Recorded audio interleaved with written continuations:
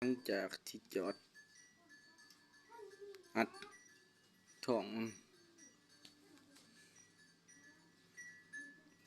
แล้วก็เตรียมบากให้มันเข้าไปบากเราให้มันเข้าไปจนลิบแล้วก็เอาลูกชุบเบิงบากไปเรื่อยๆจนมันเอาลูกใส่ได้บากตามหูบากตามขอบแต่ว่าหางตัวนี้ต้องให้มันพ้นมาพี่ตัวนี้มันเพียงกันถ้าเอาบากเข้าไปอีกมันก็จะยับเข้ามาอีกนี่แหละตัวคัดปอก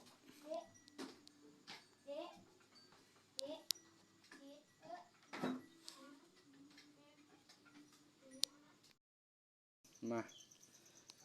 บากกันทีแล้วเลยมันต้องคอยเห็ดบ่ให้มันมีหูถ้ามีหูก็ถือว่ากลนแตกร่องตัวนี้คือตัวเตะกระสอบมันสุกเข้าไปมันจิดันกระสอบออกมาแต่ว่าตัวเตะกระสอบต้องอยู่นี่เขาดึงเราออกมาคือ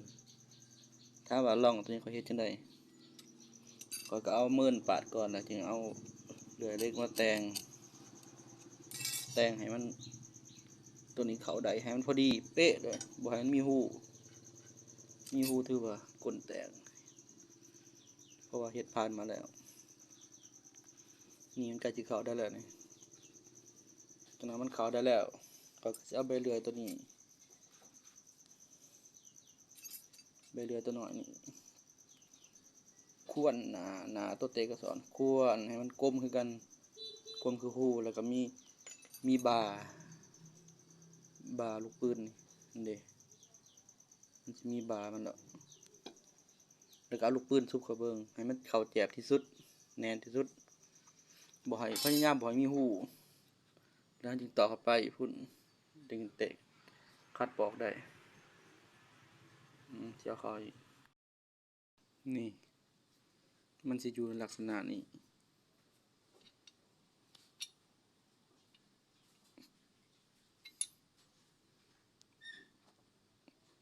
แต่ว่ามันต้องเข้าไปอยู่ในเราเข้าไปอีกนี่บากอันใดสินี่ใกล้สิได้แล้วเฮ็ดต่อยก่อนไม้ก่อน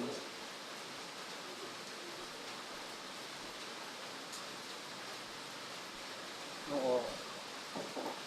เอากระสิขวนตำ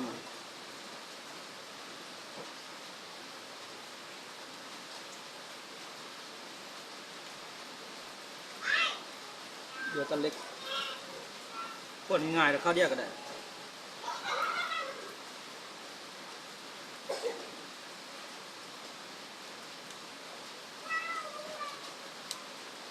เพราะว่าอยู่เล่าเนี่ยมันมีบามันอยู่แล้วนี่ถ้ามีจะมาขวนโต๊ะคัดปอนี่ให้มันเป็นบาคือกับเราให้ลูกปืนเขาได้มาหลังจากที่บาของเขาได้แล้ว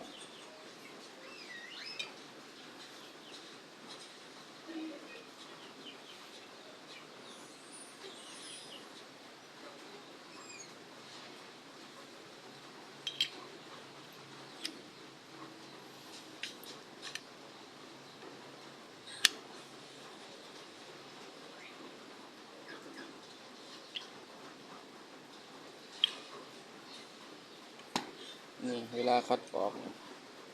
มันสิมืดอยู่มันสิมีเดือยมันสินะนี่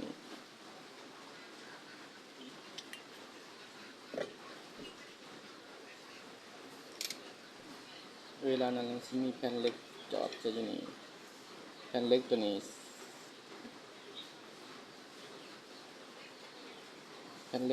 สิไปงัดกับตัวนี้อีกวันหนึ่งที่จะแจ้ง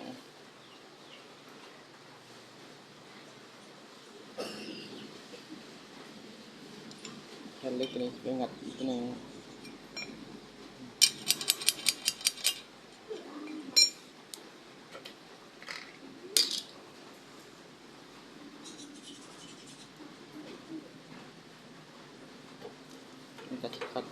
สี่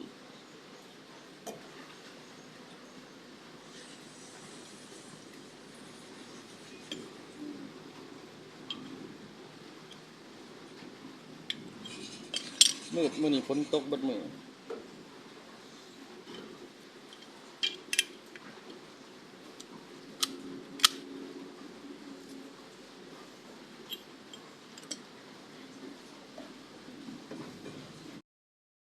ต่อกันเรื่องไก่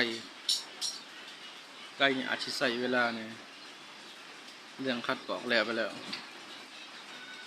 มาต่อเรื่องไก่ต่อตัวนี้ยังบ่ทันปิดหลังเลยเฮ็ดไก่เฮ็ดหยังแล้วก่อนที่ปิดหลังแล้วยังสิมีตัวหลอกเหล้าอีกเดี๋ยวตัวหลอกเหล้าสิยังสิถ่ายอีกเอาเรื่องไก่ก่อนไก่เฮาก็แต่งอยู่นอกก่อนตามที่เฮามักเฮาก็แต่งเอามักงามแนวใดเฮาก็แต่งเอา